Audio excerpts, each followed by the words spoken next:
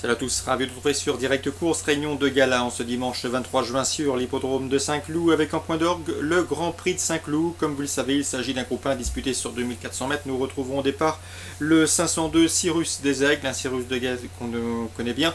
Le cheval a déjà remporté plusieurs groupes 1, il a terminé deuxième de ce Grand Prix de Saint-Cloud il y a 2 ans, déclaré non partant dans la précédente édition. Il effectuera ici une rentrée, le pensionnaire de Corinne Baron-Barbe n'a en fait et plus revu en compétition depuis une deuxième place obtenue outre-Manche derrière le champion Frankel, auquel il avait d'ailleurs donné une excellente réplique. Donc on a hâte de revoir ce champion en piste, le 502 Cyrus des Aigles. Concernant le quintet, il aura lieu dans le prix du Béarn, une épreuve qui s'adresse à des chevaux âgés de 4 ans. Voici ma sélection. J'ai retenu en tête le 8 Elasiaf, présenté par John Hammond, qui n'a pas son pareil et qui fait partie des entraîneurs habiles dans ce genre de tournoi, des handicaps. Le cheval vient d'effectuer une rentrée convaincante et encourageante sur cette piste et sur ce parcours Claude Aldien. Je le pense taillé pour réussir dans ce quintet. Je lui poserai le 4, Picking Up Peace, présenté par Lionel Larigade. Le cheval est irréprochable depuis le début de l'année. Le numéro 5, American Peak, qui semble également fait pour réussir en pareille société. Il est présenté par Madame Cricket Edmarek.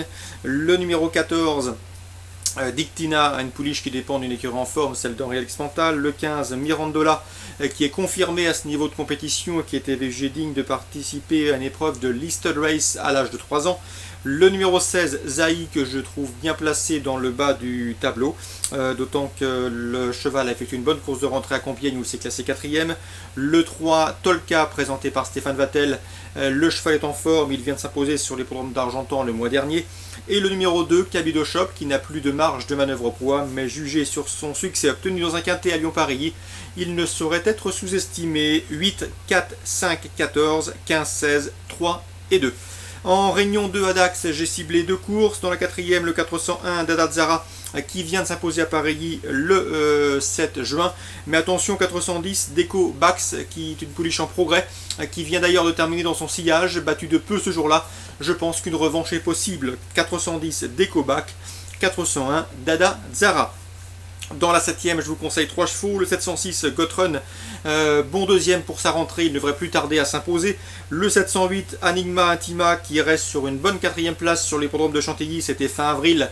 Le cheval doit valoir un lot comme celui-là. Et le 707 Allotière, qui aura surtout contre elle d'effectuer une rentrée après des débuts à Angers, des débuts convaincants qui se sont soldés par une 4e place. C'était fin novembre. Donc 706, 707, 708 en réunion 2 à Dax. Concernant la réunion 3 de Beaumont, j'en profite pour vous signaler également que vous pouvez retrouver plusieurs interviews pour cette réunion dominicale.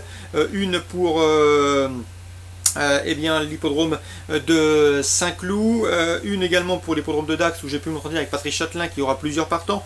Et concernant Beaumont, vous aurez Noël Langlois qui vous dit tout sur ses chances du jour. Concernant Beaumont, justement, en réunion 3, eh bien, sachez que dans la 2e, il présente ce Noël Langlois, le 210 Vas-y PB. D'après lui, Vas-y PB peut se placer car il a bien couru pour sa rentrée après une disqualification à Agen, une disqualification rapide. Le cheval n'est pas à 100%, mais il peut se placer. Je lui préférais et je pense que le 212 Valentino de Co peut s'imposer. Le cheval est en plein progrès, il reste sur 3 victoires consécutives. Un cheval dur à l'effort. Jean-Alain Elie fait du très bon travail avec ce poulain. À mon avis, c'est un lauréat en puissance, le 212 Valentino de Co, lui qui vient de devancer l'un des ténors de la région, à savoir Vainqueur Oriental. Dans la suivante, le 306 est un cheval en progrès, c'est le Bello, à savoir Adagio Bello, qui vient de s'imposer avec de la marche le pendant de La Rochelle.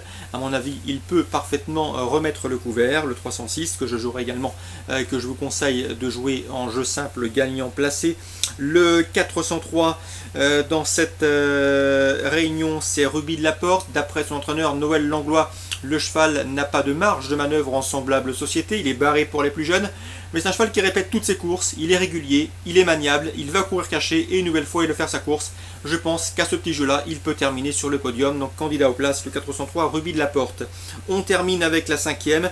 Dans cette épreuve, les plus jeunes, le 501 Uttar Pradesh, Christophe Feit m'en a toujours dit le plus grand bien, et le 514 Hulk Médoc, l'un des meilleurs 5 ans de la région, s'annonce redoutable, 514-501. Pour les contrées et pour les jumelés, On leur adjoindra le 509 Tignus de Prélon, déféré des 4 pour l'occasion et pour ce bel engagement, un cheval dur à l'effort qui a déjà brillé en région parisienne, et le 508 Récital de Sucé, qui n'a jamais été aussi performant qu'à l'âge de 8 ans. Une nouvelle fois, il devrait se mettre en évidence, d'autant qu'il fait face ici à un superbe engagement au premier échelon. 501, 514, 501, 509 et 508 pour d'éventuels couplets. Courses ciblées à Beaumont-de-Lomagne, 2e, 3e, 4e et 5e. Bon dimanche à tous et à très bientôt sur Direct Course.